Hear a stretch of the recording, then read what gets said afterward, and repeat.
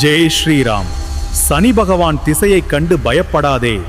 இதோ நான் கூறும் என் அனுபவம், தவறாமல் கேள். சனி பகவானை நேரடியாக வணங்குவதை விட அவரையும் கட்டுப்படுத்தும் அனுமனை வணங்குவது சிறப்பு. ஜெய் ஸ்ரீராம், ஜெய் ஸ்ரீராம். பாலம் உருவாகிறது. ஆம், இது கடவுளின் விருப்பம். பிரபு, அனுமனுக்கு 7.5 சனி பிடிக்கும் காலம் தொடங்குகிறது. என்னை தவறாக எண்ணாதீர்கள். என் கடமையை செய்ய அனுமதி தாருங்கள். அனுமானே, தங்களை வணங்குகிறேன். தங்களின் உடலில் எனக்கு சிறிது இடம் தாருங்கள். சனீஸ்வரரே, வரவேற்கிறேன். தாங்கள் தாராளமாக வரலாம். நான் சீதையை மீட்கும் வரை காத்திருங்கள். அந்த பணிகள் முடிந்ததும் நான் உங்களுக்காக என்னை அர்ப்பணிக்கிறேன். ஆஞ்சநேயா, எதற்கும் ஒரு காலவரையறை என்பது உண்டு என்று தாங்கள் அறிவீரல்லவா? எனவே யாராக இருந்தாலும் கட்டுப்பட்டு தான் ஆக வேண்டும்.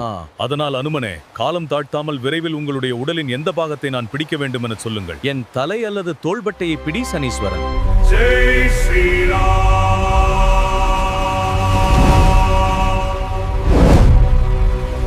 என்ன சனீஸ்வரரே, என்னை 7.5 ஆண்டுகள் பிடிக்க போவதா சொல்லி இடம் கேட்டீர்கள். ஆனால் சீக்கிரமா இறங்கி விட்டீர்களே என்றார். வாயுபுத்திரனே, என்னை மன்னித்து விடு. ஆஞ்சநேயா, சூரியனையே கலங்கடித்தவன் நீ. உன்னை சாதாரணமாக நினைத்து விட்டேன். ஆனால் இப்போது உன் ஆற்றலை நேரில் கண்டேன்.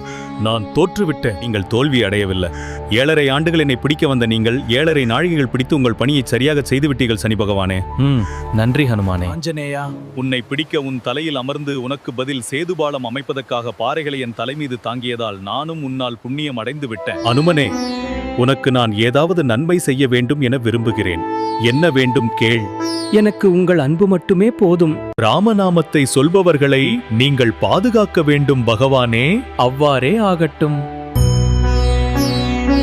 ராமநாமத்தை சொல்பவர்களுக்கு சனி பகவானின் பாதிப்பு இருக்காது. யாவருக்கும் உரைப்போம். அடுத்த பதிவில் சந்திக்கலாம். நன்றி.